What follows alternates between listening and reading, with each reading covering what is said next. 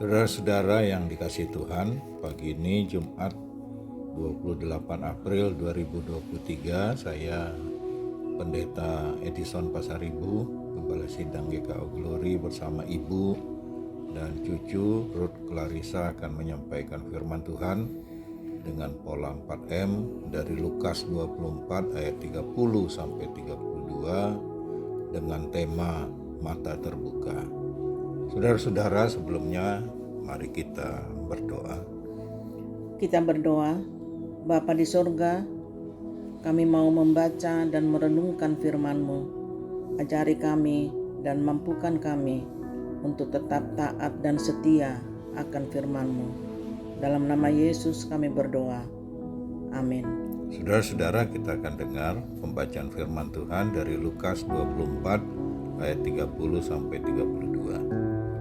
Waktu ia duduk makan dengan mereka, ia mengambil roti, mengucap berkat, lalu memecah-mecahkannya dan memberikannya kepada mereka. Ketika itu terbukalah mata mereka dan mereka pun mengenal dia. Tetapi ia lenyap dari tengah-tengah mereka. Kata mereka seorang kepada yang lain, "Bukankah hati kita berkobar-kobar ketika ia bicara dengan kita di tengah jalan dan ketika ia menerangkan kitab suci kepada kita?"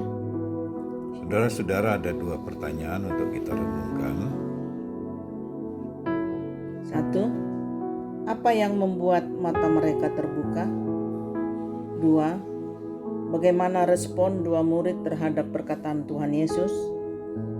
Saudara-saudara, untuk dua pertanyaan itu, yang pertama, apa yang membuat mata mereka terbuka, yakni setelah Yesus mengambil roti, mengucap syukur, memecah-mecahkannya dan memberikan kepada mereka. Yang kedua, bagaimana respon dua murid terhadap perkataan Tuhan Yesus, yakni hati mereka berkobar-kobar, kembali semangat dan kembali ke Yerusalem untuk bergabung dengan murid-murid yang lain. Saudara-saudara, pengajaran untuk kita dari apa yang kita baca dan kita dengar pagi ini adalah sesuatu yang menarik untuk dicatat, walaupun terkesan aneh dan seperti tidak masuk di akal. Kalau dua murid Yesus sendiri berjalan lebih kurang 3 jam dari Yerusalem ke Emmaus, tapi mereka tidak mengenal Yesus selaku guru spiritual mereka selama ini, berjalan bersama dan bicara, membahas banyak hal, terutama berita viral tentang Yesus yang bangkit, seorang nabi yang berkuasa dalam pekerjaan dan perkataan di hadapan Allah dan di depan seluruh bangsa Yahudi. Orang yang mereka bicarakan ada berjalan bersama-sama mereka, tapi mereka tidak mengenalnya. Ada penjelasan mengapa mereka tidak mengenal Yesus. Yang pertama, mungkin karena Yesus tampil sudah dalam bentuk fisik yang berbeda dari sebelumnya. Atau yang kedua, kemungkinan yakni pengaruh psikologis para murid karena sangat kecewa, berharap terlalu banyak tetapi jauh dari kenyataan. Pikiran mereka akhirnya tertutup, hati juga kesal, mata juga tidak fokus, gelap, kosong, sehingga mereka tidak terlalu memperhatikan dengan siapa mereka berjalan dan bercakap-cakap.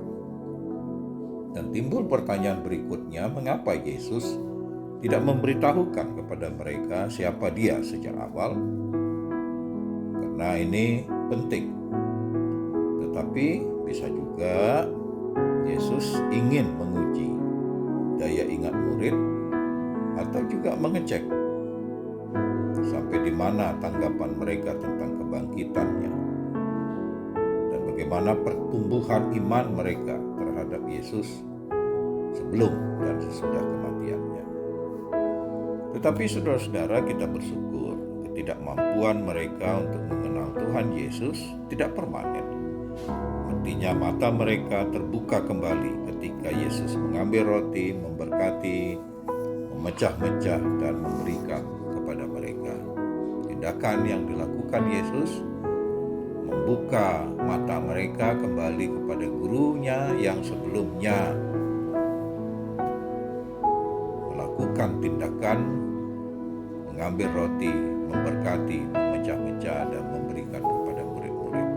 Tindakan pengulangan seperti ini merangsang daya ingat murid dan iman mereka kembali kepada Yesus. Mata mereka terbuka kembali, percaya bahwa orang asing yang berbicara di hadapan mereka adalah benar-benar Yesus dan bukan hanya laporan yang mereka terima, tetapi memang Yesus adalah Allah yang bangkit dan berita tentang kebangkitan Yesus adalah benar. Saudara-saudara yang dikasihi Tuhan, kita juga mungkin sering seperti kedua murid karena berbagai masalah yang berat, kegagalan, kekecewaan, karena berharap banyak membuat kita menjauhi Tuhan, tidak percaya akan kuasa Tuhan, lebih berharap pada kekuatan lain sehingga hidup tidak bersemangat, muka muram, mudah tersinggung, dan bawaannya marah-marah dan emosi-emosian. Dan akhirnya yang terjadi menuduh, menuding, menyalahkan orang lain yang tidak pada tempatnya. Sebaliknya dengan berbagai kekecewaan, berjalan bersama, bertukar pikiran dengan sahabat yang tepat, apalagi kalau kita berjalan bersama Tuhan yang hidup, Maha Guru yang siap memberi solusi dan kekuatan penuh, sehingga berjalan kita pasti akan tetap semangat karena kita punya Allah yang hidup, yang tahu masalah kita dan siap menolong, dan senang kalau Tuhan selalu kita undang untuk datang bersama kita. Karena itu sekali lagi saudara-saudara, undanglah dan hadirkanlah Yesus dalam hidup dan hati kita setiap hari. Saudara-saudara, bagikanlah firman kepada setiap orang yang saudara temui supaya mereka juga menghadirkan Yesus dalam hidup mereka dan selalu berjalan bersama Tuhan. Amin. Kita berdoa. Bapa dalam Yesus, terima kasih untuk firman. Ajari kami dalam persoalan apapun berjalan bersama Tuhan. Kami tahu bersama Tuhan pasti kami kuat. Dalam nama Yesus kami berdoa. Amin.